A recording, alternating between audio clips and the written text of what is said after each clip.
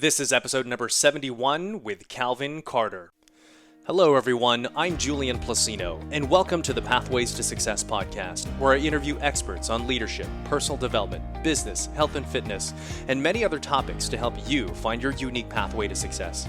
Having a deep recruiting background, I leverage my ability to attract top performers and conduct in-depth interviews to uncover the secrets to success from a highly diverse group of experts, then share these lessons to help you find your unique pathway to success. Thanks for tuning in, and I'm looking forward to connecting with you soon on the Pathways to Success. This episode is brought to you by Focusrite. Focusrite is a global music and audio products group that makes audio interfaces for recording musicians and podcasters in my case. So I personally have been a Focusrite customer since the inception of this podcast. And to this day, I still produce the podcast using the Focusrite Scarlett 2i2. So whenever I invest into any kind of technology, I look for three things. Number one, I look for quality. I want to make sure whatever it is that I invest into creates that desired outcome with great quality. Number two, I look for ease of use. Now, although I am technically a millennial, I'm horrible with technology. So whatever it is that I invest into, I want to make sure it's easy to use. Lastly, because of that previous issue, I want to make sure they have great customer service in case I have any issues and support questions. And having been a Focusrite customer now for over a year, I can absolutely say they check all three boxes. So, for all of you musicians or my fellow podcasters out there, for all of your audio interface and preamp needs, make sure to check out Focusrite at Focusrite.com. That's Focusrite.com. What's happening, everyone, and thanks for tuning into another episode of the Pathways to Success podcast. And this week is the second half of my in-depth interview with Calvin Carter, the founder and president of Bottle Rocket Studios. Last week, if you didn't tune in, we discussed his origin story, which was incredibly fascinating. And this week, we're going to discuss the origin story of Bottle Rocket Studios, which is one of the premier mobile development firms in the entire world. And it's so fascinating because nowadays we think of mobile and it's just part of our daily life. But on this episode, we learn what it was really like in the early days of the mobile revolution, and also the different kinds of businesses Calvin pursued within the app economy before building Bottle Rocket, and how Bottle Rocket started to gain momentum and ultimately become one of the premier developers in the world. And also we unpack some of his philosophies, like how failure is a necessary component to success, and also the importance of doing work that you love. So this is absolutely packed with great information, highly entertaining, and I'm just so grateful to have had Calvin on the podcast. So make sure to tune in, take notes, and on to the interview. So Calvin, I know a lot of Rocketeers listen to the podcast already, right? But now that you're on, everyone's going to want to hear this. Well, I don't know about that. something that I'm sure everyone wants to hear. And we've heard kind of the bio and sort of a little bit of the story, but man, tell us the origin story of Bottle Rocket.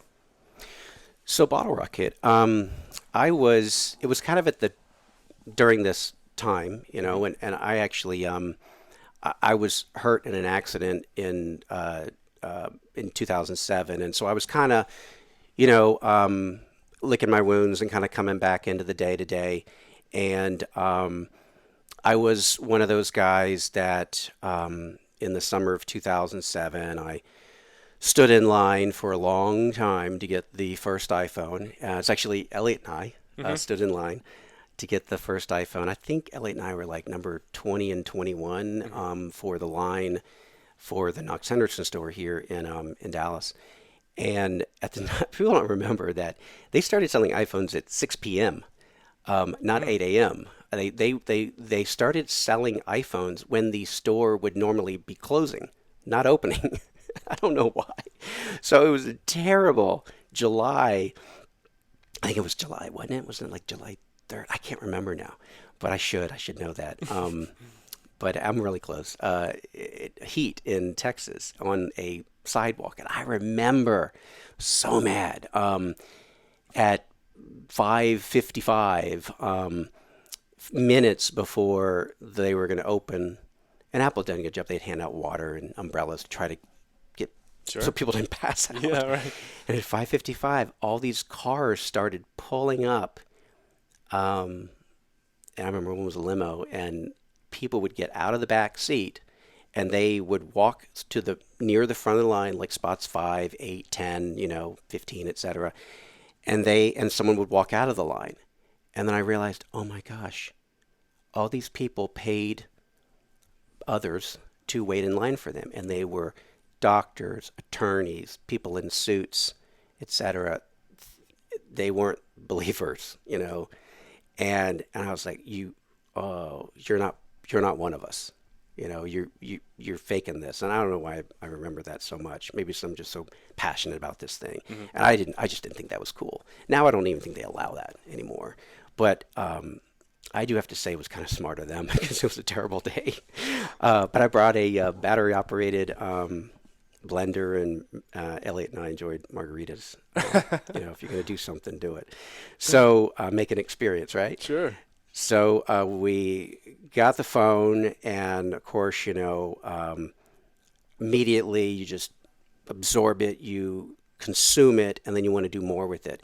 And at the time, you just couldn't. You could jailbreak your phone, and you can't build a business on something on illegal activity. So jailbreaking never really excited me, and it was really more of a stunt than a scalable solution. And then there were web apps, which was it's a misnomer. It's like jumbo shrimp. It's like, there's not a web app. Give me a break. So an app is a really great native experience. The websites with like a different view for phones, it was just a terrible experience. You'd be playing like a Sudoku web app, and it would reload, and you'd lose everything. Crap, So I just couldn't get into that either. And so there was a lot of like, what do I do with this? What do I do with this? And can I do anything? Can I make any business around this? And you got to try different things. So I was like, well, there's going to be a lot of people buying iPhones, and they won't know how to use them. So maybe I can make videos in portrait, because people weren't making portrait videos. Yeah. There's actually there's a really funny YouTube skit about portrait videos, and don't do portrait videos now. Portrait videos are totally socially acceptable, but they were not socially acceptable at the time. But so I got a camera and a tripod, and I was like, I'm gonna film the iPhone screen sideways, the camera sideways, so we can film it portrait, so to speak, basically turning a landscape sideways. And I'm going to just film the screen, and then I'm going to make training videos that play looking like it's your phone doing the things. So imagine someone's like, so how do you set up an email account on an iPhone? Doot. And then up would come the email setup screen. Here is where you would type in this. Here's where you type in that. And I did that for a couple of weeks, and I was like, nah, just throw it all away. Still got the tripod, but that's not going to work. Just didn't feel right. And then the next thing I did was, at the time I can't remember what the limits were, but you could get 20, 30 iPhones if you just kind of drove all over town and put on a hat and sunglasses when, you went and bought them, because you really weren't supposed to buy that many, yeah. But I think I got 12 or 15 together, and I can't remember what the first ones cost. One thing $700, $800. They were a lot of money. Yeah, they were just a huge amount of money. So this is a lot of money, and I shipped them to a friend in Dubai. I jailbroke them, shipped them to a friend in Dubai to resell them, and then realized there were so many different ways iPhones were getting around the world. We kind of broke even on it, but it was not a good experience. It was like, okay, so iPhone distribution to countries that don't have official distribution. Okay, well, crap, that's not a business, is it? And I had done a lot of hardware trading in college. I actually made the most money I made was hardware trading in college, buying computers on America Online, and then parting them out, and then selling the parts back on America Online. So you buy a defunct Mac, you part it out, piece it out, and then you sell the power supply separate from the hardware, separate from the RAM, et cetera, and throw away the piece that was broken. And make good money that way. So I figured maybe I could do it that way. Well, that ends up not being a very, good or legitimate business either. And so I was just like, what else can I do? What else can I do? And then, ta-da, March 6, 2008, Steve announces something that clearly was years in the making, which was the iPhone software development kit, downloadable for $99, the, soon to come App Store, the entire iTunes Connect back end for tracking and EULAs, or end user license agreements, the foreign currency conversion. I mean, just what they did was not just ship a SDK and create a marketplace to sell software. They created, and he and his team created, an entire business ecosystem. And a lot of people don't understand that. I believe that's why it was truly successful. Mm-hmm. For $99, you could download it, you could learn it. You had amazing HIGs, or human interface guidelines, technical guidelines. You had sample code. You had access to other source and other design files, that they were making available. You, had a marketplace to sell it. There was a feedback system. There was a way to collect money for people to pay. Apple and Amazon at the time were like number 1 and 2 in terms of number of credit cards on file for music, mm-hmm. but now could be used to buy apps. And iTunes, which is obviously just kind of goofy to be selling software on a music service, iTunes, but iTunes obviously turned into a lot more than tunes. Mm-hmm. Videos, books, apps, and more are sold in iTunes. And it was just amazing to be part of that. And so I was watching the Steve Jobs keynote at like 2 o'clock in the morning, the night of March 6th / morning of March 7th, in bed with my then pregnant with our now 8-year-old twin daughters, kind of very cutely snoring beside me. And I had my big, honking 17-inch MacBook that was burning my lap off, streaming a, pre-recorded earlier that day because they didn't live stream the keynotes at that time, on the laptop. And here I am watching Steve do what I wanted him to do, but I didn't know I wanted him to do it. And that's like the power of Steve. Right. He brings something out that you didn't even know you wanted or needed. And I can't tell you that I had the foresight and the vision that there was going to be an app economy, an entire new segments and of companies stood up around the success of this. But I just knew I wanted to be part of this, and it felt like it was going to be so much fun, and I was really aching for something, especially after kind of was just aching for something. Yep. And I woke up the next day, and the story goes that I drove down to Office Depot and I bought graph paper and pencils, and I had to try every pencil and had to look at every single piece of graph paper until I found out this is the one I want.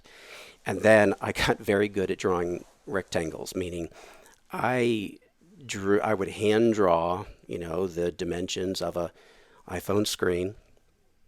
I guess that time would be like the iPhone 3G or the 3GS. I can't remember which one would have been in mid 2008, but because I think the Edge was the first one. So maybe, I don't know, maybe it was the tail end of the Edge. And then I would start drawing app ideas. And so for a couple of months, several months, all I did was draw and draw and draw. I mean, to the point where, my friends were kind of, maybe not to my face, but were kind of making fun of me. Like, what are you doing? Really? Go get a job. Why aren't you, I thought you were wearing sport coats and going to private equity meetings. I thought you were like going to be a real estate guy. Yeah. Now you're in Starbucks drawing all the time? Have you gone a little cuckoo? And I mean, my amazing wife, had the patience and the trust and the faith and all those things, because here we are having our first kids. I don't have a job. I don't have an income. I was doing some consulting. I was getting a little bit, but nothing that I could say was, nothing I was doing was scalable. Nothing I was doing was terribly permanent. And here I was spending most of my waking hours drawing, drawing, drawing. I do 33 full-on, fully sketched app concepts. And I don't mean just like, a couple of pieces of paper, but like each app concept would have 50 to 100 cells or screen designs in different states. And they were fully annotated with numbers. And then whenever I changed my mind, I would never throw a design away. I would cross it out and keep it within the book of designs. I would just keep adding pages. I might cross out an entire page. But it was important to me to see the progress and to be able to go back to those mistakes. And I would bounce I didn't do one idea and then go to the next idea. I was like, go to an idea until I just kind of like started losing either interest or didn't know where to go with it. And I put that aside, and I would look at the table of the other ones, and maybe I had 5 going at a time. You're like, yeah, I'm inspired by this one today. And I would just start working on that. And so I would swap back and forth between these concepts. I did that for months. And I was learning how to design apps. I didn't say like I want to learn how to design apps. I just started doing it, and then by doing it, I learned it. And at the time, the HIG was human interface guidelines were much less complex, so I kind of had those memorized. And if I get to a certain point, I'm like, oh, gosh, I wonder how someone would select an item from a list of other items if they could select more than one thing. So, you can't do like a multi-select drop-down box. That's not part of the HIG. So then I might look at the settings screen and just the existing iPhone software that was out there. Be like, oh, here's a place where you could do that. I'm like, why reinvent the wheel? People are going to have a hard time learning your software anyways, because this is the first apps they're going to be downloading. So why not make it similar to the apps that Apple has had out for almost a year now, like email and calendar and settings and stuff like that. So there are a lot of like there's a lot of premeditation in a lot of the design decisions to fit the rest of the phone. And so then I went on Craigslist and put out not really an ad, I guess you call it an ad, but really more like messages. I forgot which part I put it in, but it was like, hey, did you download the Apple iPhone SDK too? If so, what are you good at? Are you a developer? Are you a designer?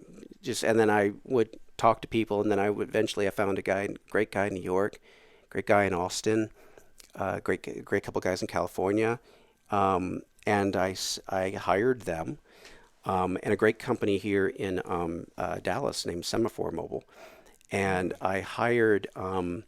They weren't doing like mobile apps. They were doing a completely different kind of mobile. But then they were kind of seeing what I was seeing. And so I was basically hiring mainly individuals, and then a couple of people at this one company. And I was like, let's just kind of get together. I'll fund it, I mean, not much. I mean, I'm talking about like, very little money could I afford to do this. And so I would just say like, hey, I've got like $5,000 for this, or $2,000 for that, or $10,000 for this. And, I was the project manager on many of them. I was QA on many of them. A brilliant designer, Brian Gradowski, who was a designer at Icon Interactive. He had his own small design shop, and so he's a friend, and so really he and I just individually worked together on the first designs, and by the end of 2008, I had gotten 8 apps out by, contractors and friends and former colleagues just kind of helping me. I was coordinating and orchestrating and picking the ideas and coming up with the ideas, but I needed other people to help me do it. And I pulled in from a lot of my relationships and launched the first 8 apps by the end of 2008. And they were all over the board. There was business utilities, there were productivity tools, there were mapping. There was no GPS compass on the phones, but you could actually kind of get to that and kind of fake one out a little bit. Yeah. There was not a voice recorder. Voice memos was not on the phone. There was very few apps. And so we were filling in a lot of gaps that are way filled in now, overfilled. And then there was I can't call it a flight simulator, but I can call it a flight visualizer, where you basically would rotate the phone left and right, and Wings. yeah, wings, Yeah. exactly. And that one I did because at the time I was very interested in flying, and I was pursuing my VFR, your private pilot's license, and then I went on to get my instrument rating, and that was just kind of I was interested in that, and I was kind of a bit obsessed with that, and so I wanted to do a just a fun flying thing. And it was really just kind of because I was interested in it. That'd be kind of cool. And could a phone do this? And a great engineer out of Austin, Ian Dunlop, and I put wings together and released it. And that was the only one that made any money. The other seven were financial failures. Wow. They were beautiful. They worked. They were performant. They're well designed. They just didn't make any money. Yeah. But wings did, and that it kept me out of the poorhouse. Wow. So when did it start to work? When did it start to give indicators that it would become what we are today? Bottle rocket? Yeah. So it was really early 2009.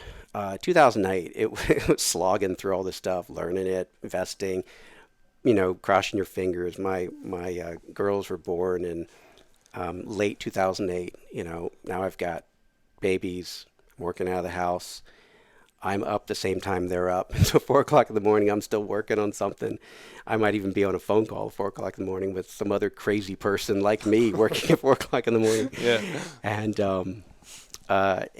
the kids wake up. I'm like, oh, that's convenient. I'm here. Going into January or going into 2009, I had a great opportunity at an Apple Tech Talk, which was essentially an evangelism roadshow that Apple had put together in about a dozen cities around the U.S. to basically evangelize to programmers, developers, and others, designers, iOS or iPhone, the iPhone SDK. And there I was able to meet a very generous person from Apple who essentially, I think, saw promise in what I'll call a portfolio. I didn't know my 8 apps were a portfolio. Mm-hmm. But as we pivoted to a professional services organization, because the plan was make apps, sell them on the App Store, work out of the house, that's it. Yep. Just kind of creating mailbox money, if you would. It was not to build a complex organization like we have today. Mm-hmm. And to be honest with you, I was not terribly excited about going back into an employee-centric business. Oh. And from the Icon years, remember I was in my mid to late 20s in the Icon years. Very young, very immature, but I had some scars from those years that I chose to blame or point the finger at.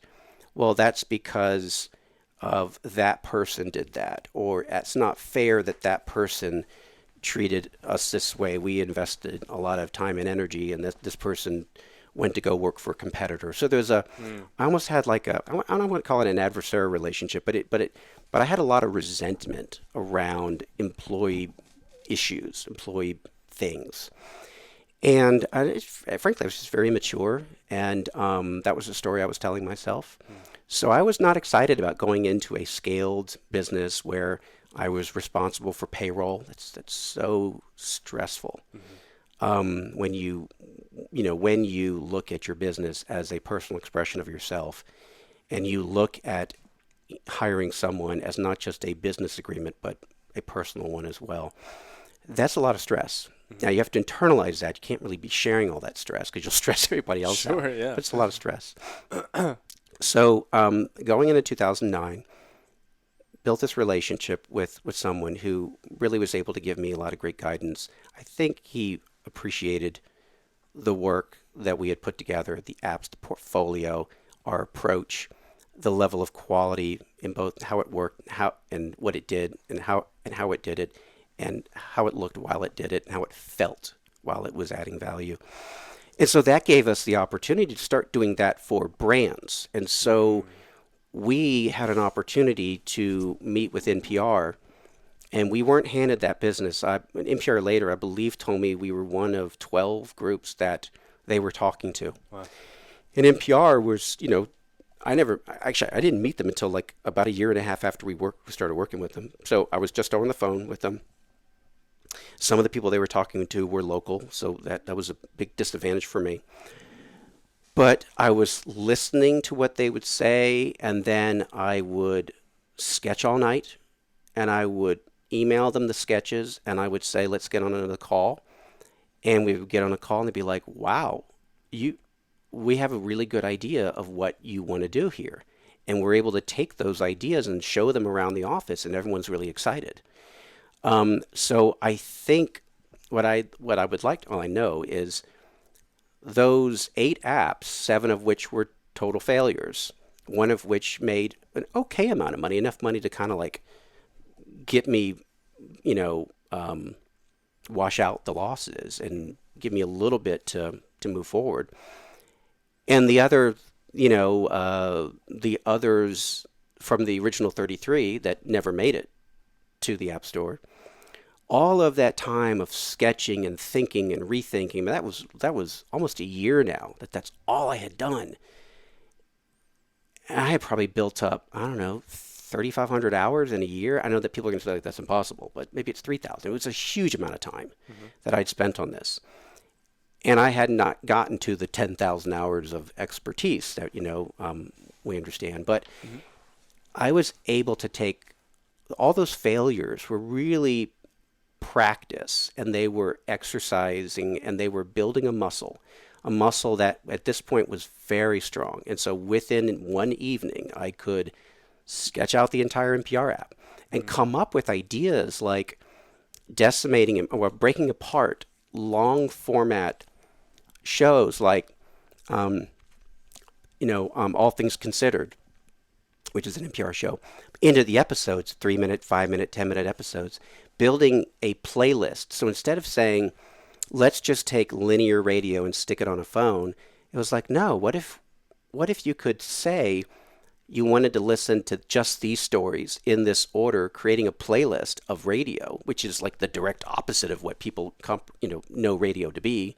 You turn it on and you either like what's on or you don't like what's on, and that's it. And we basically just kind of changed the way people thought about radio, NPR, and we had a big news approach to it. So NPR News. So there was pictures and written articles, and then the audio of that article. And well before the watching a YouTube video while you're looking for another video, the multitasking, or watching a news video while you're reading a news article, potentially a different news article. We were doing that in 2009, and it was really cool. And so we built an app that, and later on, NPR said that one of the reasons they liked our approach because it was consultative. We were sharing ideas, and they liked what we thought. When I say we, me, and they liked the fact that we were able to use a lo-fi technique of pencil sketches quickly to show and communicate a vision for something. And they liked the unique ideas of, being able to listen to any NPR station in the United States, not just your local one, and what's on at that time. And then, because each station kind of has their own personality, and then accessing the shows that you want to, or reading the news, or building a playlist and then going jogging, that sort of thing. These are all like NPR One and things like that. And the NPR News app that's out now, not necessarily the one that's going to be out in the future, but out now, is nearly identical to the original pencil sketches. It needs a redesign, but it still has held up. And we put our name on it. Designed and developed by Bottle Rocket. And it was the time before iOS 4, or was iOS 4, iOS 3 backgrounding? It was iOS 4 that we would background foreground apps. Before, it would quit and launch apps every time. And so every time you launched the NPR app, you saw designed and developed by Bottle Rocket. It's pretty good advertising.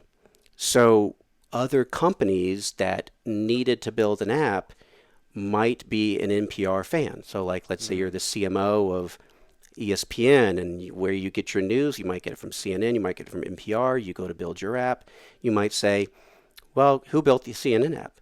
Who built the NPR app? And then Bottle Rocket was one of the only companies, like seriously, one of the only ones that that when we built it, we put our name on it. I believe that artists sign their work. The things that we do is, if you don't want to call it an art, call it a craft. Craft people's, they sign their work, and so we do too. And except for very, very few exceptions, we put our name on our work, and it's part of our business, but it also guarantees that we're going to put our name on something, we're going to make it right. It's the no app left behind. It's a seal of quality. It's a seal of our commitment to our client, but also the end user, who we are most interested in terms of stakeholders. And it really started to create a brand of quality. This little tiny dinky business was creating a brand of quality over time. And as an entrepreneur, I call it building a shadow. And someone else taught me that, but building a shadow. And so now we had this website that looked like it was a much bigger business. We had a client list that would normally be of a much bigger business. We had our name on an app that was being downloaded millions of times, launched millions and millions of times a day. Build the shadow, build the shadow, build the shadow. And the idea of building shadow is, and even a small thing with the proper perspective and lighting can cast a very large shadow. Right. Mm-hmm. And we had the great opportunity I mentioned earlier about, with disruption, especially in technology, small, seemingly meaningless companies and individuals can make a meaningful impact. And this was a major disruption. Remember, only about 250,000 iPhones were sold within the first several days or maybe weeks. I can't remember the exact time frame of the first phone. Mm-hmm. Now, several million are sold in 24 hours of every new phone. So it was still not a huge thing. And companies like NPR were very early on.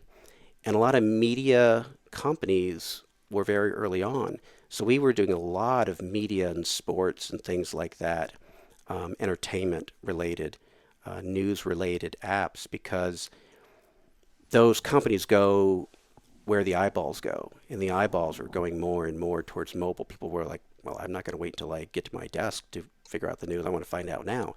What news apps are out there? Oh, NPR, CNN, New York Times. Oh, not the other ones. So I guess I'll start using these other ones. So it was a huge land grab for brands. And we were there, and we were able to stand really nicely done solutions up fairly quickly.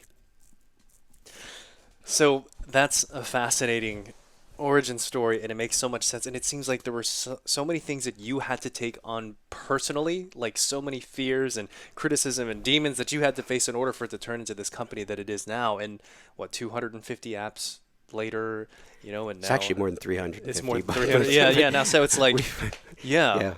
So and probably thousands of updates, to those apps. It's funny. I was talking the other day. I'm sorry. No problem. I was talking the other day with someone, and they were a potential client, and they were asking about the app submission process, and I said they were challenging our understanding of it, and I mean, maybe I was too flippant about it, and I apologize for that, but I said something like, "Well, we've done it more than 1,000 times. I think you can just kind of assume we're good on that." Mm-hmm. And then they're like, "You've not done that 1,000 times. That's ridiculous." I'm like, "Oh, you're right. We've probably done it 2,000 or 3,000 times." So thank you for So and maybe that's not accurate, but it's a lot of times. Mm-hmm. And so even I continue to be in awe of what our small company has been able to do. And it's only because of just my email signature says something like a small group of people all leaning in the same direction can just do amazing, untold, unheard of, unimaginable things. And if you can just pause fear of failure, which is so hard for humans to pause. I mean, I think it's impossible to pause.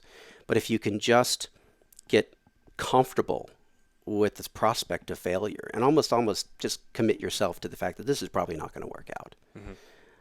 I'm not a big historian, but I understand that one of the samurai ways is waking up every morning and saying, this is the day that I will die, and then living your life as though that is the day that you will die, committing to yourself that you will die before the end of the day.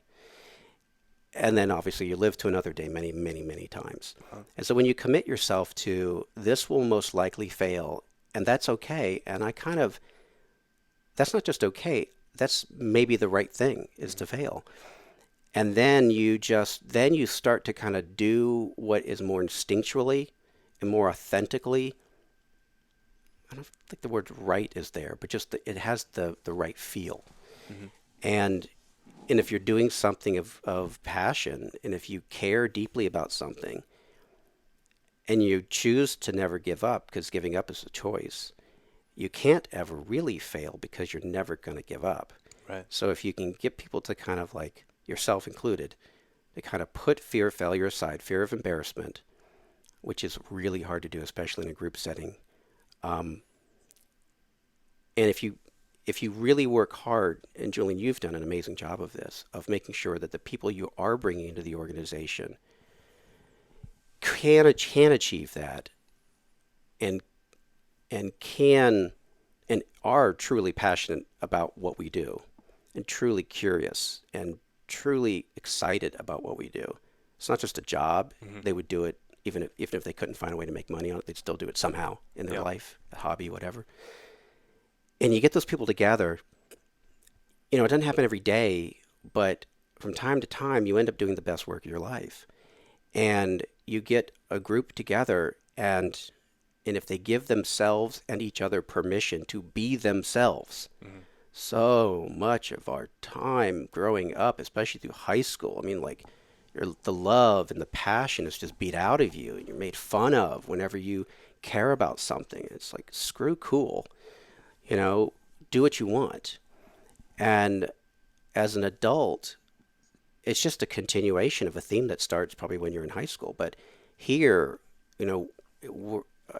love has a place in the workplace. Love is a word that I don't know why people don't use it more. I guess they're scared of it. But here's a place we talk about what we love, and we do what we want to do, and no bullies allowed, no bullshit and judgment. And if you're doing that, then you need to leave right now, because we should not put up with that in our lives. And everyone works so hard, they deserve to love what they do. And so we, certainly not perfect, but we are really, really, truly, authentically trying to create a place a place where you can be who you are, you can express yourself, you can be yourself, you can bring your gift to the world, and that gift, when combined with the other people around you, really does start to create exponential impacts in the world. It resonates, and amazing big things happen, and a lot of them happen. And then you look back and you can't believe what's happened.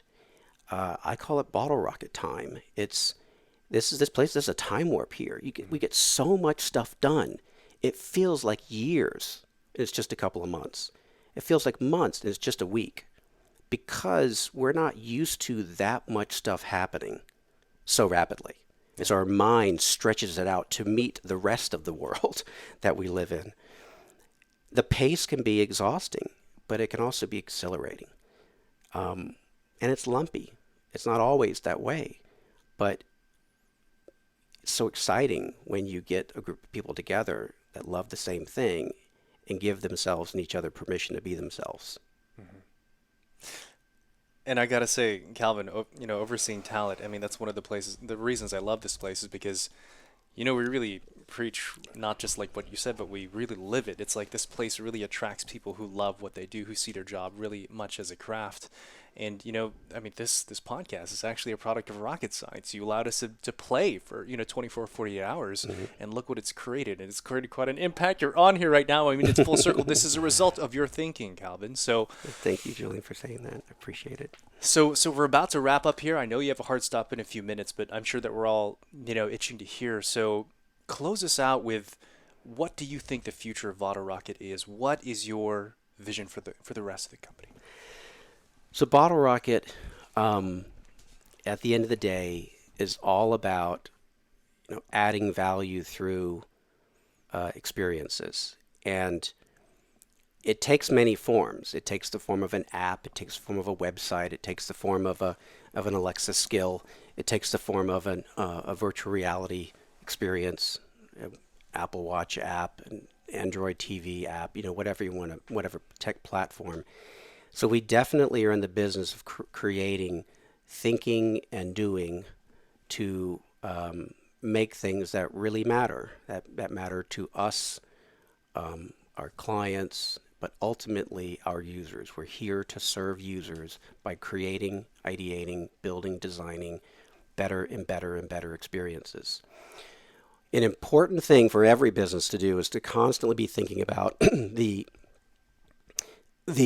one-way direction of time and the increasing of entropy in the universe, or commoditization sets in at all times. If Bottle Rocket was doing today what it did in 2009, it would likely be out of business. And there have been, I'm not actually sat down to do this, but if we sat down to do a timeline to figure out all the times where we may have not fully reinvented ourselves, but we either reinvented a portion of ourselves, took a risk, tried something new, added new talent, skill set, capability, thought about something differently, improved an internal process. I mean, I would think hundreds and hundreds and hundreds of times we have course corrected, tried new things, added new things over just the last 9 years. Bottle Rocket's the kind of place that is not scared of trying something new, and I hope my fellow Rocketeers feel that that is actually true, because there's always a potential disconnect between the founder of their hope and their reality, and that is one of the biggest challenges for me as a leader is aligning those things and reconciling those things. My hope for what could be and my reality of what is, and I try to be very transparent and authentic in trying to recognize both and speaking honestly about this. We are this, but I think we can be this, or we are this and we can be more. That said, what I think you're going to see is a continued increase in scope of technical platforms, technical capabilities, leaning into things like voice, ambient computing, voice interfaces, into virtual reality, into everything as a service, but also very consultative approach, helping, not just focusing on what to build, but how that impacts a business.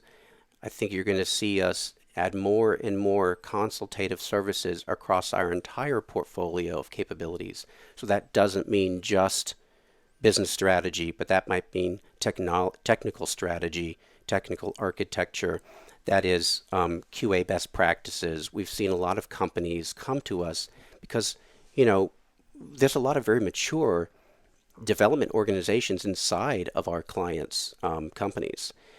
And they see how we do something, and many times the most valuable thing we can offer them is teaching them how to fish, not fishing for them. There's times where we just need to do the fishing for them.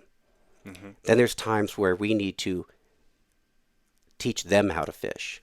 And I don't think we've leveraged the latter nearly as much as we have the former.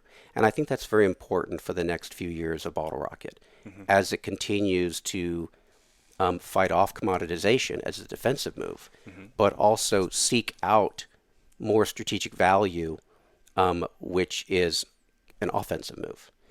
And if we do that right, and if we continue to get the timing not perfect, because in no way do we do things perfectly around here, but if we get it righter than we get it wronger, then we will continue to do what we've done for the last 9 years, which is reinvent ourselves appropriately, taking risk centered on our strengths, that will pull us forward. But that's not without pain. I think a business that is being run actively, that is innovating, and whether it's growing in size or not, should have growing pains. If you are a business that doesn't have any growing pains, you're in a dying business. I used to think and say, and certainly my fellow Rocketeers would say, this too much growing pains. When are we going to get out of these growing pains? And they were literally growing pains, going from 2 people to 20 people to 200 people, etc. But I hope we never stop having growing pains, because if we're not having growing pains, if there isn't internal, hopefully productive friction, if we're not experiencing pain versus just taking an aspirin to make it go away, then we're not evolving, we're not learning. I talk about knowing cultures and learning cultures. We are a learning culture. If anyone sees us becoming a knowing culture, please tell me, because we need to stop that if we're doing it. We are not a knowing culture. We are not a group of knowers. We're a group of learners. And it is that thirst for learning that is one of our greatest competitive edges.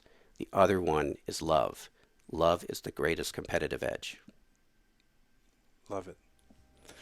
Calvin, this was fantastic, man. I thank you so much for sharing the entire story of your entrepreneurial history, as well as the story of Bottle Rocket. I enjoyed it. I've always admired you very much as a leader, and thank you very much for being on the show.